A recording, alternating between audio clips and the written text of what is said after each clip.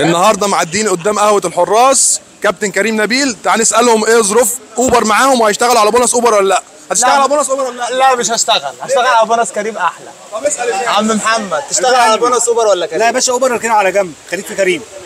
خليك في كريم. شيخنا هتشتغل اوبر ولا كريم يا شيخنا؟ ايوه ده اللي انا هشتغل زي ما قلنا البونص بتاع كريم خلاص، وبعد كده الوقت الفاضي عندي في بقيه اليوم او في الوقت اللي ما فيش بونص بتاع كريم، وده انا نصحت بيه كباتن كتير ان انا اشتغل اوبر. التكايه بس اللي هي الصغيره اللي احنا بنقول ان اوبر فاتح اكس بس. انا شفت النهارده في كذا مجموعه ان اوبر منزله العرض الترويجي ده لكذا كابتن بطريقه مختلفه، نازل لكذا كابتن بطريقه مختلفه. فعلا انا شفت ده، بعتت لي برنتات وشفت الكلام ده. في واحد محسوب له البول اللي احنا بنقول عليها الايه، الاوبر باص، محسوبه من ضمن الاوبر، وانا ما جاليش على العرض الترويجي بتاعي، ما جاليش الاكس اللي تحت كلمه اكس، يعني العرض محصور على اكس بس. فلما اتسالت النهارده في احد جروبات المجموعات، فقلت لهم انا هجرب اشوف مع اول رحله في اوبر سيفر اتحسبت ولا ما اتحسبتش.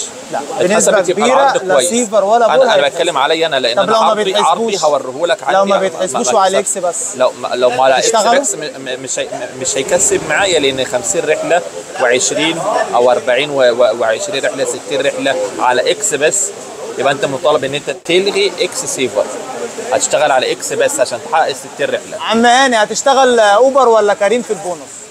اوبر. طب انت عارف ان هي اكس بس؟ عارف. ايه رايك في الكلام ده؟ بص انا هجرب، هي اول مره تحصل بس انا هجرب، جت خير وبركه، ما جاتش طب احنا جايين لك من المستقبل وكريم احسن يا عماني يا ناري. هتشتغل بونص اوبر ولا كريم؟ كريم طبعا. لا بونص اوبر يا باشا، انا عليا 1000 جنيه. ما جاي لك الدور. روح لمرسيدس. هتشتغل اوبر ولا كريم؟ اوبر مديونيه، عليا 1000 جنيه لازم اسددها. طب شغال اكس بس؟ اكس اي حاجه. عم احمد هتشتغل بونص اوبر ولا كريم؟ اوبر. شغال اكس بس. حلو الكلام ده. عم هشام اوبر وكريم. طب وديدي يا ريس، ده انت ابو ديدي. طب وماله؟ شغاله برضه في النص، مش هنقول لا. طب انت ايه رايك في قصه ان هي اكس بس؟ رخامه بس شغال مع الحراس شغال. عم ايهاب انا هشتغل ديدي لان نازلني بونص على 3 ايام 60 رحله ب 700 جنيه غير شراء النسبه. عم وليد لا انا مش هشتغل بونص اوبر، انا هشتغل على ديدي زيرو، مش مجزي معايا، لو جه ما جاش مش هلعبه. عم رمضان هشتغل ديدي بونص. ديدي برضه بونص. طب ديدي. عشان زيرو النسبه ولا عشان البونص؟ عشان زيرو النسبه والبونص الاثنين مع بعض.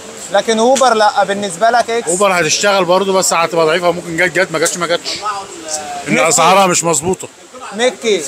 ميكي بيشايش. هتشتغل اوبر ولا كريم؟ 3 في 1. 3 في 1. خد من كل تطبيق اللي يناسبك وسيب اللي ما يناسبش، العب على الكل واكسب اللي يكسبك واللي يخسرك يكونه في الثلاجه. اوبر ولا كريم في البونص؟ انهي الاحسن؟ كريم. طب اوبر جميل. طب قصه الاكس ان هي البونص على الاكس بس، تعتمد على احترافيتك. يعني انت هتشتغل كريم؟ هشتغل كريم وهشتغل اوبر وهشتغل ديدي. لا هتركز في مين؟ مش هو احنا لازم نركز في واحد يبقى هو هدفنا. لو انت هتركز في واحد هدف هو التارجت والاساس يبقى كريم. اعلاهم بونص. شكرا. كريم تانيهم على طول اوبر تخسر يا كابتن محمد. اوبر تخسر بس كده. طبعا اتفضل يا كابتن محمد. هنسالك كام سؤال سريع. قول يا باشا. هتشتغل على اوبر كبونص ليها جديد ولا هتشتغل على كريم؟ من الاخر يعني انا البونص لو جه في طريقي باخده، ما جاش انا بشتغل على اللي يديني فلوس. اهم حاجه الرحله دي تجيب لي فلوس. انا اي شركه يعني انا قبل ما بقبل الرحله ببص كام كيلو بيني وبين العميل، قد ايه هيدفع كام بس، وكده كله بقى يعرض لك بس السعر. ايوه. وبالذات ساعات يعني بشتغل على موضوع زيرو عموله اللي بيجي في نص اليوم ده بيبقى زي الفل بتاع ديدي. اوبر جاب رحلات حلوه انا معاه. كريم ساعات بيضرب حاجات حلوه كده انا معاه. انا مع اللي هيديني هيعوضني او يديني فلوس كويسه، بس مفيش حاجه اسمها ايه اصل بونص مش عارف ايه. البونص ده على فكره اشتغاله ايه يعني 7 جنيه زياده في الرحله، ممكن تاخد 100 جنيه زياده في الرحله، بس ايه لما تاخد رحلات كويسه بس. لكن انت قصه ان هم يبقوا قافلين الاكس، هم عاملين القصه دي عشان يفتح الاكس. الناس كلها قافله الاكس، الناس زهقت من الاكس عشان موضوع نسبه القبول. ايه المشكله لما كل منتجات اوبر تبقى بدون نسبه قبول؟ كل الناس هتفتح كل الابلكيشن. صح. انت تسالني عن الرحله اللي اقبلها كان أيوه. ما كنسلهاش وانا انا اهم حاجه ان انا ما كنسلش، لكن اعمل اللي انا عاوزه بس. وكده اوبر تخسر يا ريس. يلا قول لهم اي حاجه بقى. قال لهم اي حاجه على الله حكايتنا، وكل سنه وانتم طيبين.